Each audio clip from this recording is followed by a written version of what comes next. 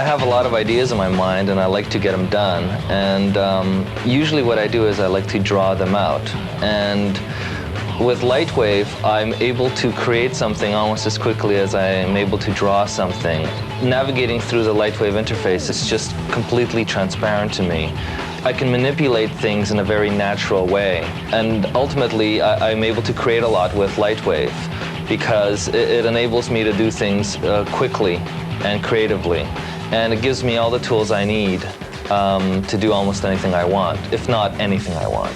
As a designer, not a professional modeler, and Lightwave, it's really easy to learn. That is the main key point, and it really helped me to see form and design in 3D space. For Olympic, for the Ergo Man, I paint the brushstroke in a 2D paint program and import it into Modeler. I use Dragnet and I use Magnet and all those tools and just form it to a human body form. When I build the Modeler, I feel like I really use my hand and model it myself with my hand. And to me, that is really cool, and I really enjoy the process of doing it myself. The toolkit in Modeler is so huge. I mean, including plugins that come with it and third-party plugins. My personal favorite is MetaNerbs. Every once in a while, I want to sit down and just design a character. MetaNerbs are so quick and so easy. It's literally like sculpting with clay, and that's what I've always dreamed about. I always dreamed of a tool that was that quick and intuitive, and I finally have it.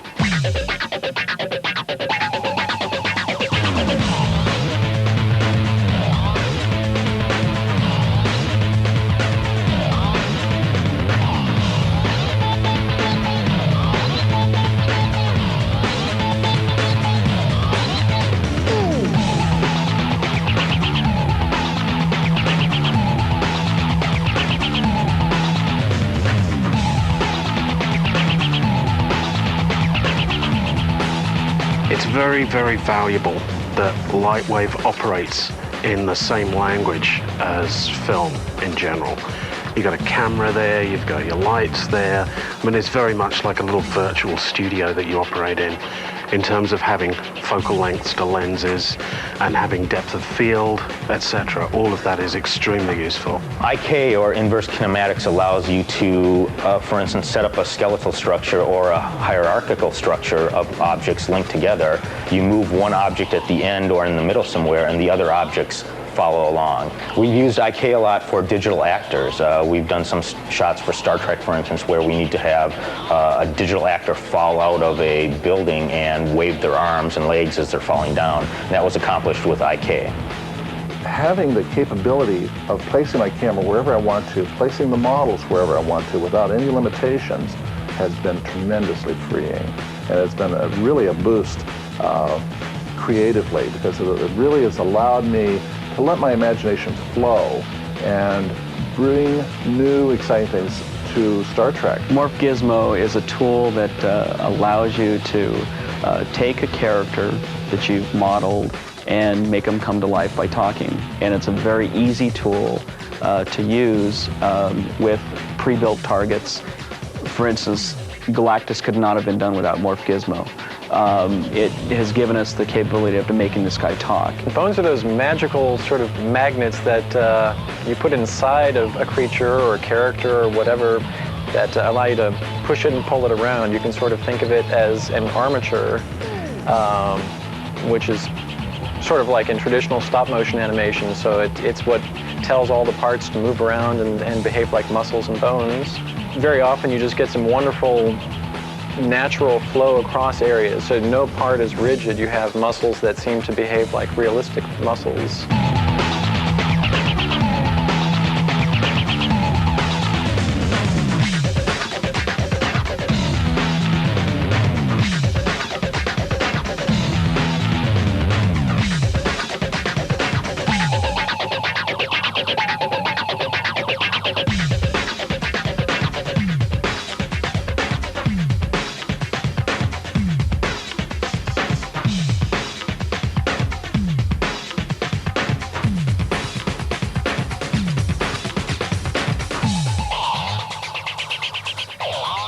You get so many different ways that you can surface an object both procedurally and mapping-wise, that you can create objects that are indiscernible from a photograph. You could make a car that looks like a car. I can make a tree trunk that looks like a tree trunk, and it doesn't look like some CGI thing. You get that out of a lot of software packages where you look at the result and you go, wow, it looks like really good CGI. And Lightwave, if you don't want it to look like CGI and you want it to look like a photo, that's what you get. I don't have to think about the interface. Because it works so well and so intuitive. Other programs, you find you're having to think where things are, and that interrupts the creative flow. This, I'm not even thinking about the interface in Lightwave, because it's where it should be, and it's easy. What Steamer allows Lightwave to do now that is a great boon for the software is it allows you to put in subtle smoke effects, steam effects, and even more dramatic, like plumes of smoke.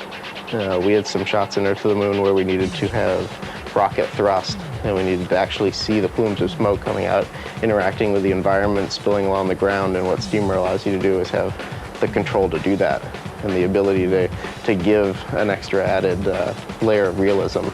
The Lightwave rendering engine is probably one of the most flexible I've seen out there. You can get completely photoreal results with it very easily.